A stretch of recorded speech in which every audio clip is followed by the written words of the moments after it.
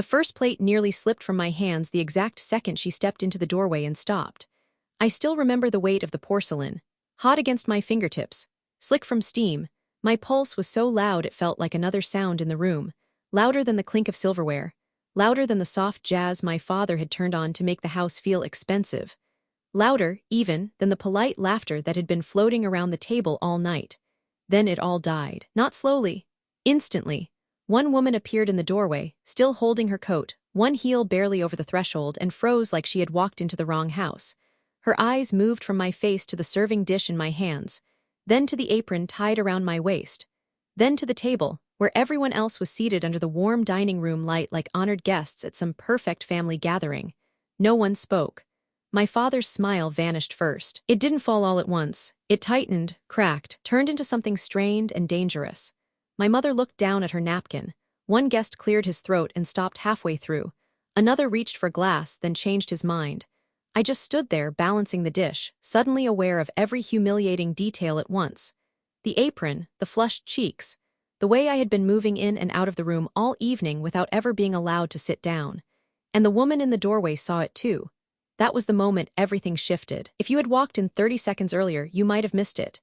You might have seen a polished dining room, candles flickering, crystal glasses catching the light, my father smiling at people whose opinions mattered too much to him. You might have thought it was a normal family dinner, maybe even a nice one, but it wasn't, because I wasn't a guest in that room. I wasn't even really family that night. I was part of the staging, part of the labor, useful when silent, visible only when needed. My job was to carry, refill, clear, and disappear, to keep the performance running without becoming a distraction inside it. And before the guests arrived, my father had made the rules very clear. Don't embarrass us. Not me, us. That sentence sounds small if you've never lived inside it. But if you have, you know how heavy it is. It means your feelings are irrelevant. It means the family image matters more than your dignity. It means your role has already been chosen for you, and your only job is to play it well enough that nobody notices what it costs. That night was not just about dinner. It was about class, about control, about the kind of shame that gets dressed up in linen napkins and passed off as discipline. It was about a father who cared more about being admired than being decent. And it was about how easy it is for a family to hide something cruel in plain sight, especially when everyone benefits from pretending not to see it. Until one person does. Because the woman in that doorway was not supposed to witness me like that. She was not supposed to see the arrangement underneath the performance.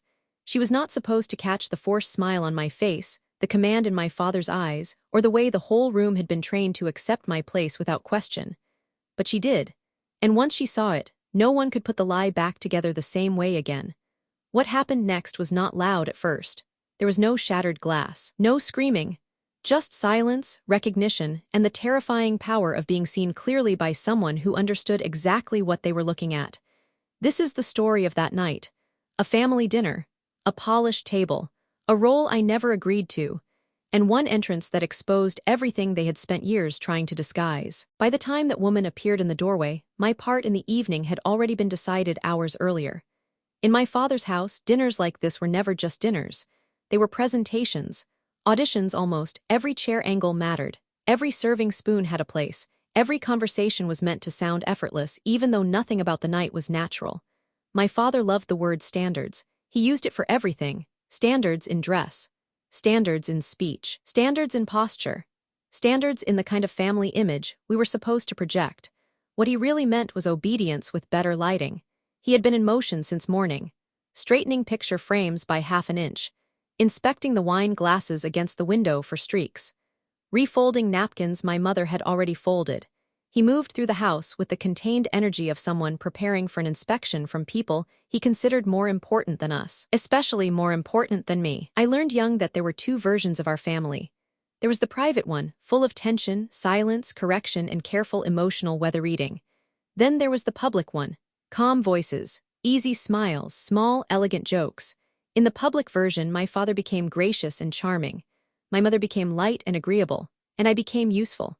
That afternoon, I chopped herbs at the kitchen counter while my mother worked over the stove. The whole house smelled like butter, garlic, and something roasting slowly in the oven. It should have felt warm, comforting even. Instead, it felt like being backstage before a performance you never wanted to be in. Every room held instructions. Dust this, move that. Bring in the extra chairs, polish the serving tray, refill the water pitcher. Change your shirt. No, not that one. The nicer one. I noticed early that no one asked if I was excited for the dinner. No one said I'd be joining everyone at the table. They only gave me responsibilities, as if my presence made sense only when attached to a task. My father did not say it cruelly at first. That was part of what made him hard to explain to other people. He rarely had to shout. He could reduce you with a look, a pause, or a sentence spoken in a calm voice that left no room for resistance. He stood at the dining room table adjusting place cards that he insisted made the evening feel formal.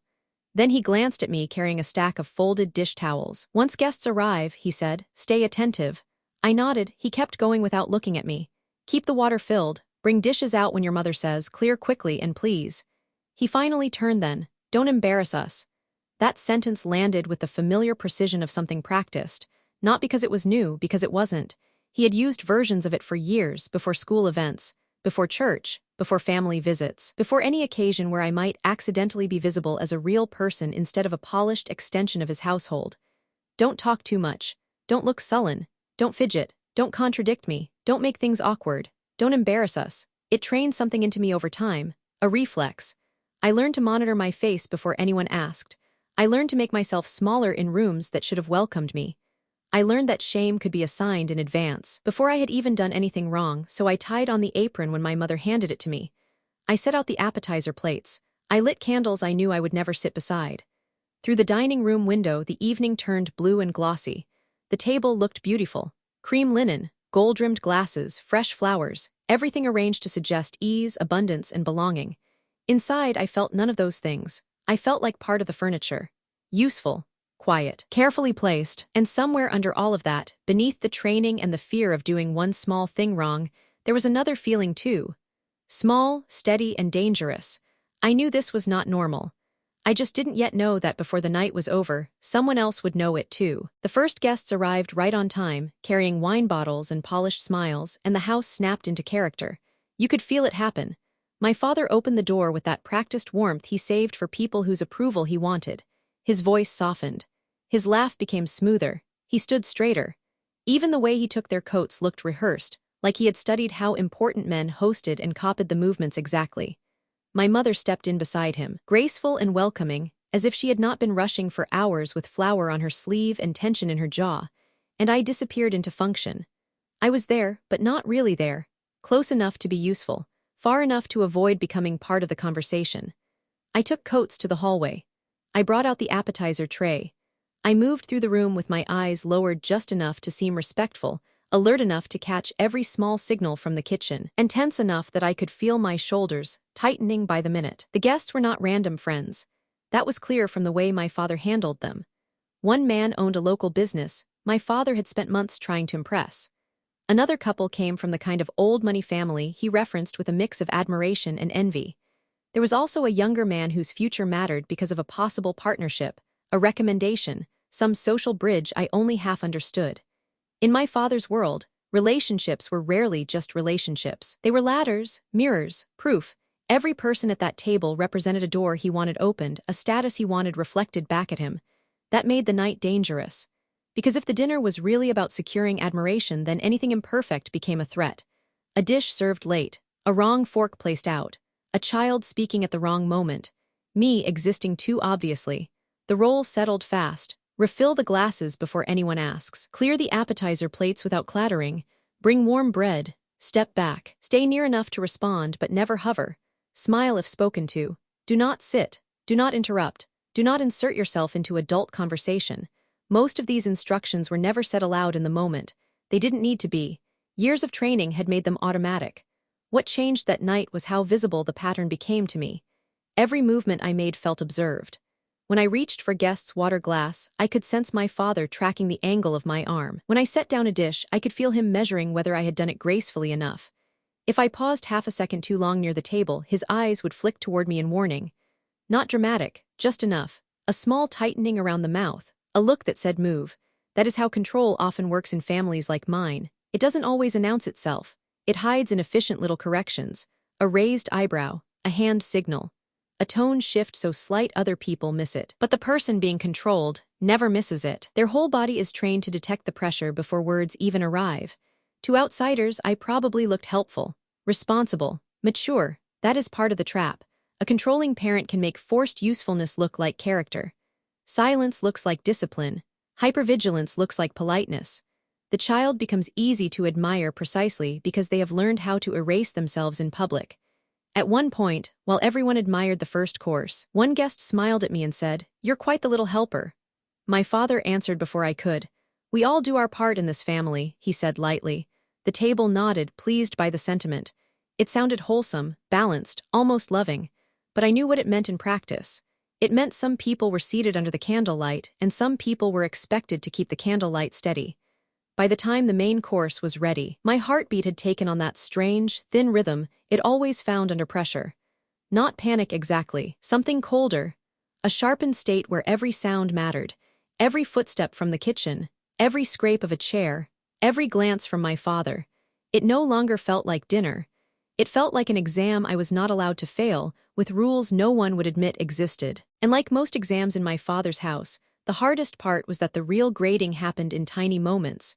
Not the obvious kind. Nothing dramatic enough to make a guest set down a fork and say, "Wait, that was cruel." It was smaller than that. Smaller and somehow worse. The bread basket was the first thing. I brought it in still warm, the cloth folded neatly around the loaf the way my mother had shown me. I set it near the center of the table, careful not to knock a glass. My father glanced at it, then at me. "Not there," he said. His tone was mild, almost pleasant. He picked it up and moved it 6 inches to the left, smiling as he did it as if correcting a child was part of the entertainment. "You have to think about the flow of the table." A guest chuckled softly. I smiled too because that was the safest response. But I felt the heat rise in my face anyway, not because of the bread, because I knew what had just happened. He had not moved the basket to improve dinner, he had moved it to establish position. A few minutes later, one of the women asked me a simple question.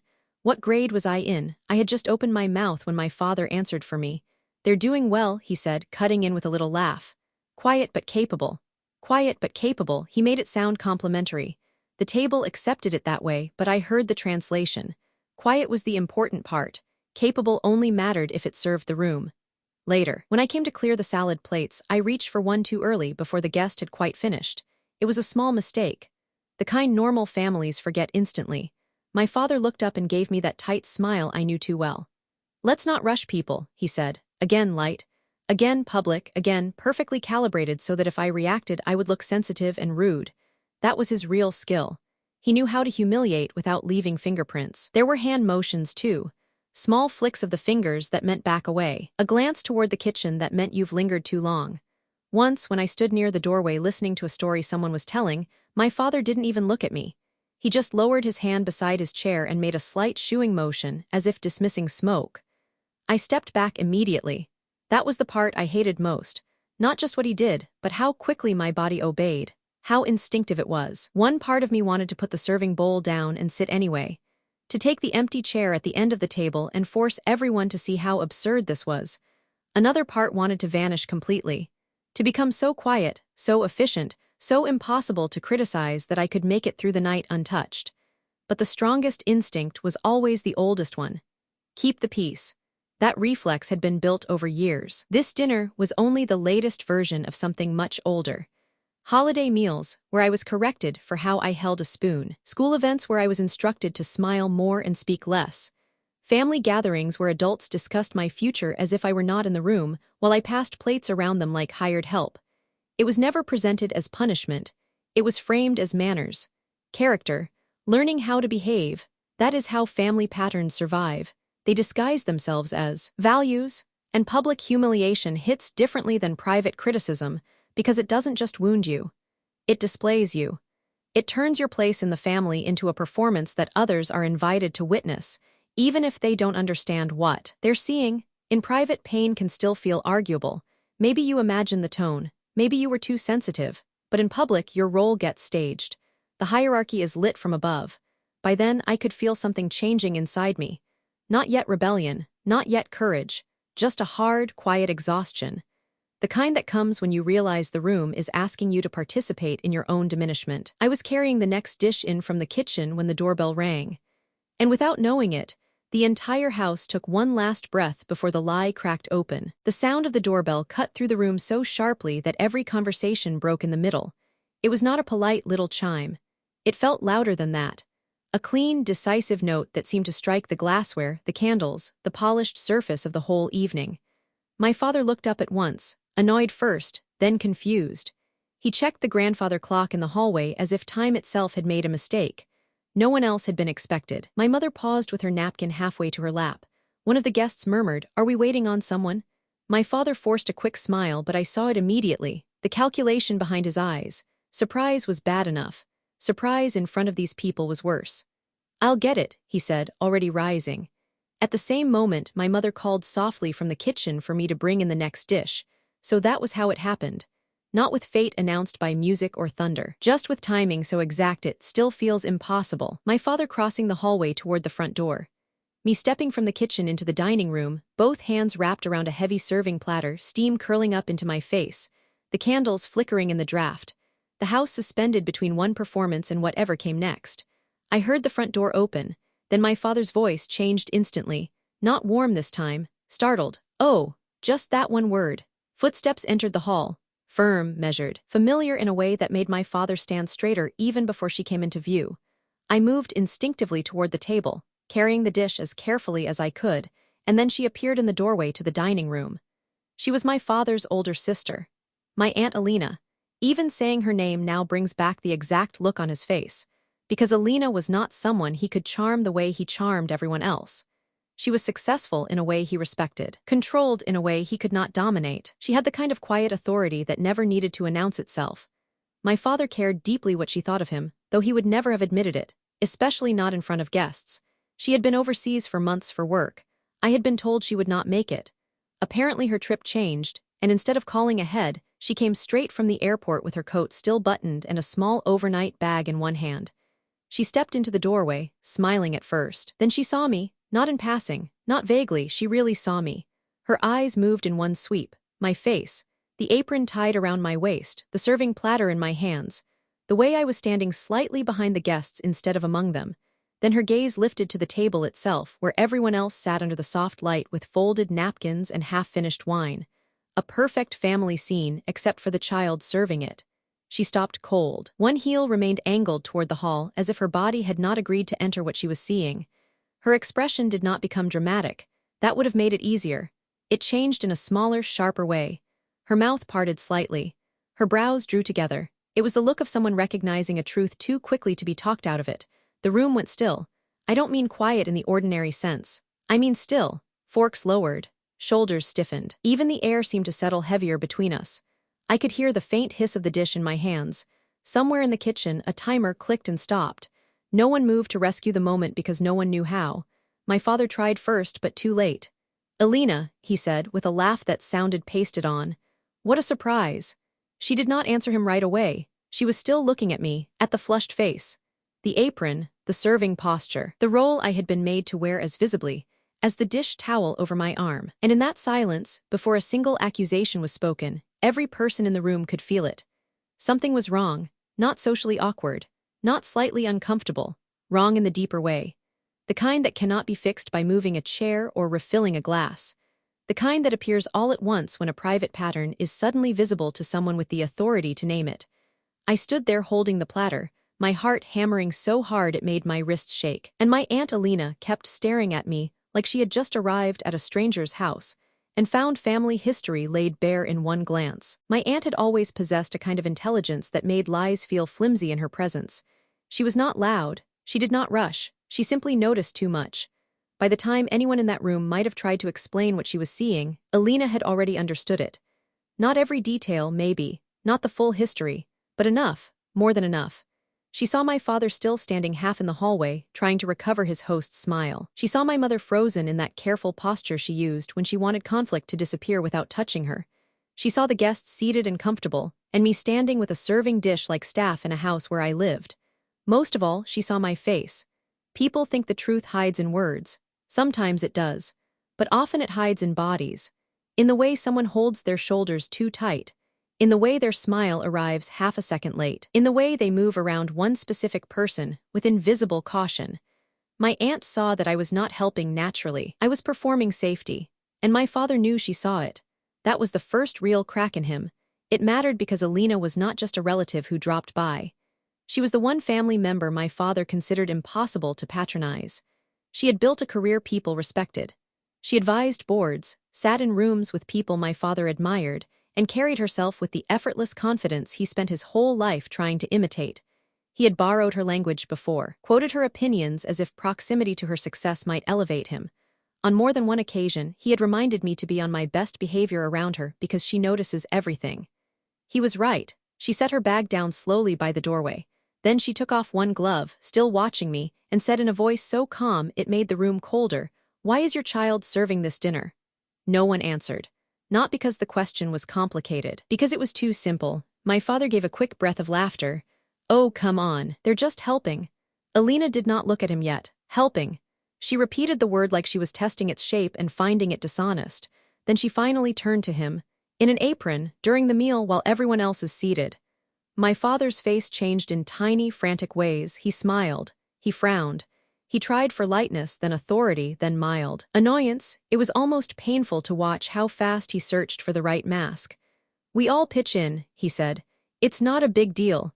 But now the sentence sounded thin, because once someone names a pattern from the outside, the old language stops. Working duty no longer sounds noble. Help no longer sounds voluntary. Manners no longer sound innocent. The euphemisms collapse first. Alina looked back at me. "Were you invited to dinner?" she asked, "or assigned to it?" I don't think I had ever been asked a cleaner question in my life. Not "how are you," not "are you okay," not "do you want to talk later." Those questions leave room to protect the system. Her question did not. It split the scene in half and showed the truth underneath it. That is why outside witnesses matter so much in controlling families. Abuse often survives by becoming ordinary to the people inside it. The roles get rehearsed. The language gets polished. The injured person starts doubting their own discomfort because everyone else treats the arrangement as normal. But an outsider with clarity and authority can interrupt that script in seconds simply by refusing to pretend. My father understood the danger immediately. "Honestly, Alina," he said, sharper now, "you're making this into something it isn't." She held his gaze for a long second. "No," she said. "I think I'm seeing exactly what it is." Still no one at the table moved. One guest stared into his wineglass. Another shifted in her chair and looked toward my mother, who remained silent. The whole room seemed to bend toward whatever would happen next, and for the first time that night, maybe for the first time in years, I felt something I had almost forgotten how to recognize. Vindication. Not relief yet, not safety, but the unmistakable shock of having another person see the pattern without needing it explained away for them. The shame in the room had changed direction. It was no longer settling on me. It was finding its rightful owner. My father tried to save the evening the only way he knew how, by talking faster than the truth could settle. He gave another short laugh, too bright, too quick. "This is ridiculous," he said, waving one hand as if the problem were not what had happened but that anyone had noticed it. "They always help. It teaches responsibility. We're having a nice dinner and now suddenly it's a scandal." No one joined his laughter. That silence hurt him more than any argument could have. He kept going anyway. People like my father often do. When control slips, they start layering explanations over the crack, hoping volume can pass for reality. He said I liked being involved. He said the guests were practically family. He said I had been in the kitchen by choice. He even smiled at me once, as if inviting me to confirm the lie and help restore the room. I didn't smile back. Across the table, the businessman my father had worked so hard to impress stared down at his plate. His wife reached for her glass and missed it the first time. The younger man shifted in his chair and looked at me differently now, not politely, but carefully, like he was replaying the whole evening in reverse and finally understanding what he had been watching. One of the women glanced from my apron to the empty chair against the wall and seemed to realize, all at once, that there had never been a place set for me. That detail changed something, because humiliation can hide when it stays abstract, but an empty chair is hard to explain. My mother finally spoke, softly, almost pleading. "Alina, please, it's just been a long day." That was her role in the family system, not to confront, not to protect, to soften, to blur, to make sharp things sound accidental. But even she sounded tired when she said it, as if some part of her knew the performance had gone too far to be rescued. Alina stepped fully into the room then. She did not raise her voice. She didn't need to. "A long day for whom?" she asked. My father's jaw tightened. I was still standing there with the serving platter in my hands, feeling the heat fade from the dish while the heat in my face stayed. For years, moments like this had ended the same way. I would step in, smooth it over, accept the role. carry the shame because the alternative felt too dangerous. My body was waiting for the old command. Move, serve, fix it. Instead, I heard my aunt say very quietly, put the dish down. It was such a simple sentence, but it felt like permission from another world. I walked to the table, set the platter in the center, straightened up, and then, for the first time that entire night, I did not step back. My father's eyes locked onto me immediately. Warning, disbelief, fury held in place by the presence of witnesses. Go help your mother, he said. I stayed where I was. The room seemed to contract around that one refusal. He said my name again, lower this time, more dangerous. And something in me, maybe built from every swallowed protest before it, finally reached the surface. My voice came out steadier than I felt. There isn't even a seat for me. No one moved. I had not meant to say it, or maybe I had been meaning to say it for years. My father opened his mouth, then stopped. Because what was he going to do? Deny the visible, invent a chair, call me ungrateful for noticing my own absence. The table itself had betrayed him. The beautiful setting, the polished image, all of it now pointed to the same fact. I belonged to the labor of the evening, not the belonging of it. That was the moment the family myth cracked in public. Respectability, good manners, strong values. All those phrases my father used like expensive wrapping paper suddenly looked thin and desperate. Underneath was something much smaller. A man who needed control so badly he would trade his child's dignity for the appearance of order. I looked around the room then, really looked, at the guests avoiding my eyes, at the one younger man who now met them directly, ashamed for having missed it, at my mother, who looked more defeated than surprised, at my aunt, standing calm and unflinching near the doorway like a witness who would not be managed. And for the first time, I understood something with complete clarity. Embarrassment was still in the room.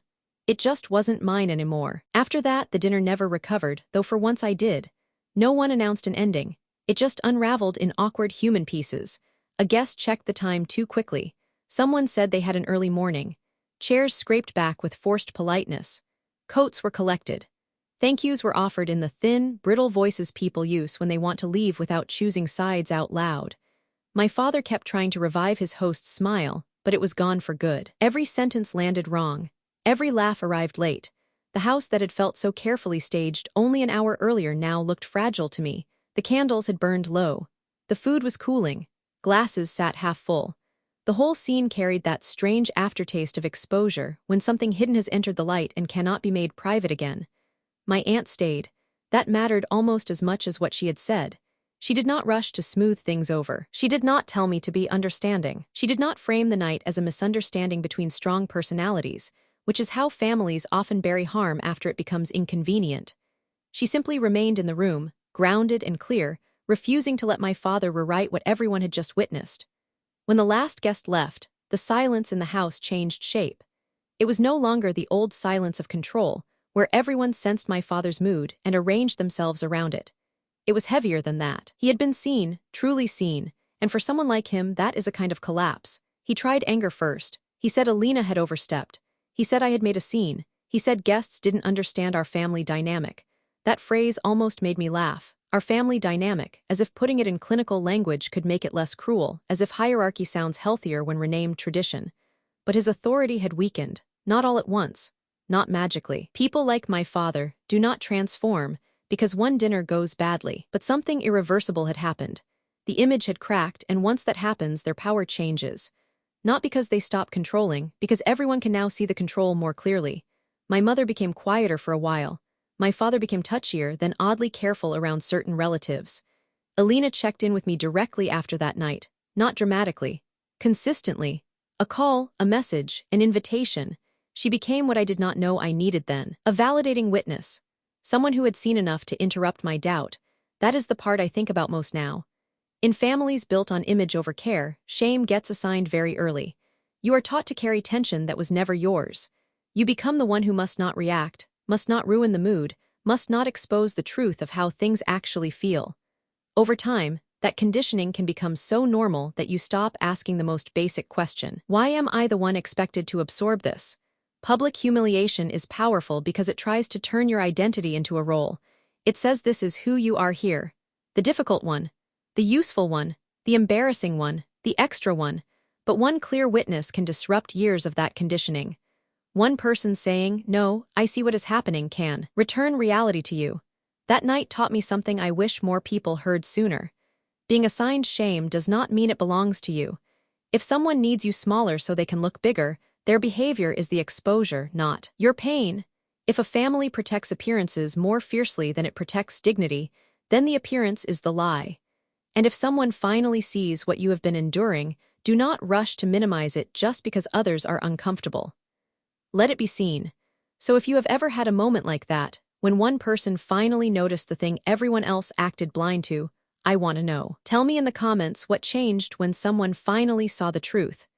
And if this story resonated with you, like the video, subscribe to the channel, and watch the next one for more real stories about family pressure, hidden power, and the moments that change everything.